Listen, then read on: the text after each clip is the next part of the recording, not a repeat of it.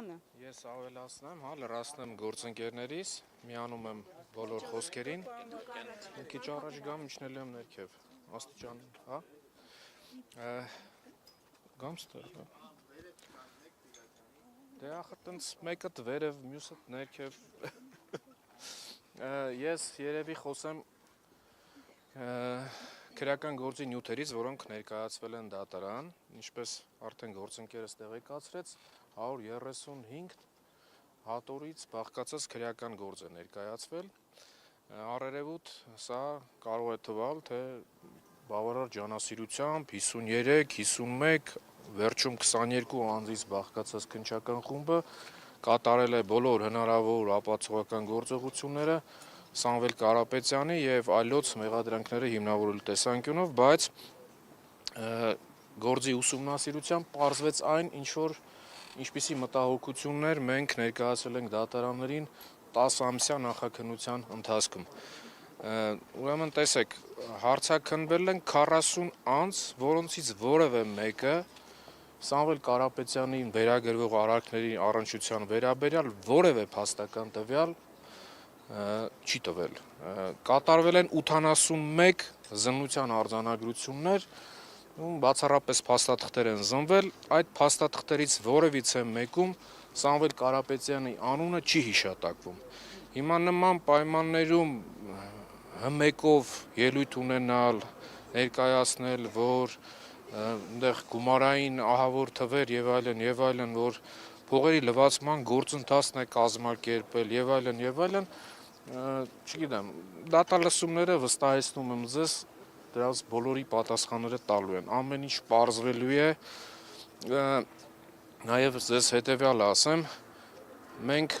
շուրջ 10 ամիս կալանքի ցանկացած նիստի ժամանակ երկարաձգման դատարանին ներկայացրել ենք շուրջ 2 տասնյակ փաստարկներ, թե ինչպես են վարույթի հանրային մասնակիցները դատարաններին մոլորեցնում։ Նպատակը որն էր։ Ընդհանուր գործի նյութերի ուսումնասիրության արդյունքները վկայում են մեկ փաստի մասին, որպես փորձառու իրավաբան եմ ձեզ ասում, եթե որպես կանոն խափամիջոցը կիրառվում է կալանքը օրինակ, կիրառվում է վարույթի ընթացքում անձի պատշաճ վարքագիծը ապահովելու նպատակով, այս գործի նյութերի ուսումնասիրությունը վկայում է հակառակի մասին։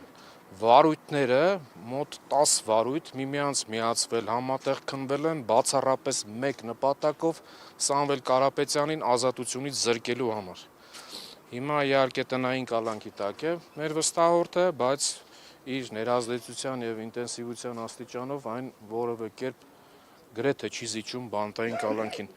Երևի այսքանը, ես վստահեցնում եմ, հիմա հասել ենք հրապարակային դատաքննության փուլ եւ ես կխնդրեմ հանրային մեղադրողներին այն ինչ որ հեռուստատեսությամբ է լսարանում հնչեցվում, այդ նույն ամեն ինչը հիմնավորել դատալսումների ժամանակ դատարանում։ Կարծում եմ հրապարակային դատաքննությունը բոլոր կասկածների վերաբերյալ այդ վերջակետերը դնելու է իր տեղը։ Ամեն ինչ հանրությանը հայտնի է դառնալու,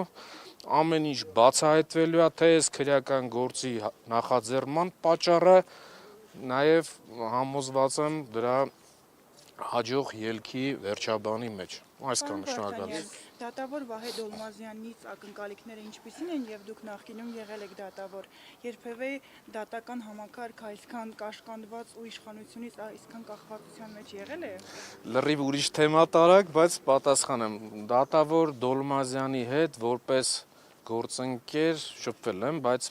ես աշխատել եմ քրեական դատարանում, պարոն Դոլմազյանը հակակոռուպցիոն, հետեւաբար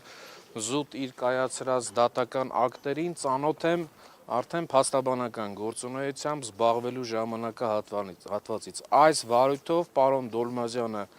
2 անգամ մասնակցել է եւ մեր հույսը նաեւ հավատը արդարացի դատական ակտ կայացնելու տեսանկյունով հիմնականում պայմանավորված է այն հանգամանքով, որ եթե նոր դատավոր լիներ 136 հատորը ֆիզիկապես հնարավոր չէր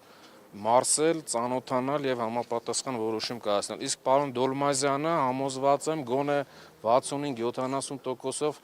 այս հատորներին ծանոթ է, նաեւ նշեմ, որ այսպիսի կայացրել է բավարար չափով պատճառաբանված դատական ակտ, եթե չեմ սխալվում, մեկ անգամ կալանքը 1 ամսով է երկարաձգվել, բայց երկրորդը